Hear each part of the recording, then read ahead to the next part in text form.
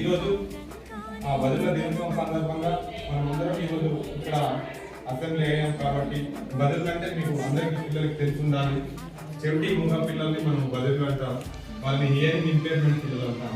కాబట్టి వాళ్ళకు ఎడ్యుకేషన్లో వాళ్ళకి ప్రత్యేక విద్య అనేటువంటి ఉంటుంది. వాళ్ళకి ప్రత్యేకంగా ఆ విద్యను నేర్చుకున్నటువంటి బోధించడానికి ప్రత్యేక ఉపాధ్యాయులు ఉంటారు, ఉపాధ్యాయులు ఉంటారు. కాబట్టి వాళ్ళకు విద్య అనేటువంటిది సపరేట్ గా ఉంటుంది. మీరు నార్మల్ ఎడ్యుకేషన్, వాళ్ళు స్పెషల్ ఎడ్యుకేషన్. స్పెషల్ ఎడ్యుకేషన్ లో భాగంగా వాళ్ళకి సైన్ లాంగ్వేజ్ లో కానీ కొన్ని టెక్నిక్స్ యూజ్ చేస్తూ ఆ భద్ర పిల్లలకు మనం ఎడ్యుకేషన్ ఇవ్వడం అనేటువంటి జరుగుతుంది.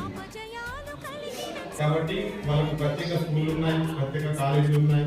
కాబట్టి వాళ్ళని ప్రోత్సహించి వాళ్ళు ముందుకెళ్లే విధంగా మనము ప్రయత్నం చేయాలని కోరుతున్నాను. అదేవిధంగా వాళ్ళకి ఇంతకుముందు పర్సనల్ విత్ డిజబిలిటీ యాక్ట్ 1995 ప్రకారం ఒక 7 డిజబిలిటీస్ మాత్రమే ఉండేది అప్పుడు. కానీ ఇప్పుడు ఆ చట్టాన్ని సవరణ చేస్తూ కేబినెట్ లో మనకి 2016 సంవత్సరంలో పర్సన్ విత్ డిజబిలిటీ యాక్ట్ ని చేంజ్ చేసి ఒక 21 డిజబిలిటీస్ దాంట్లో కలపడం జరిగింది.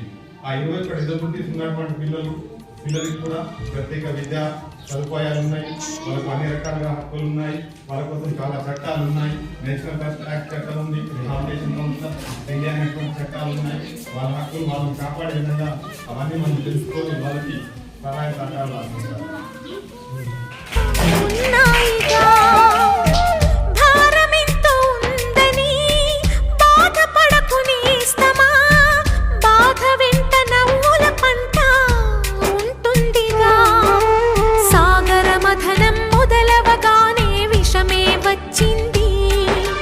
విసుగే చెందక కృషి చేస్తేనే అమృతమిచ్చింది.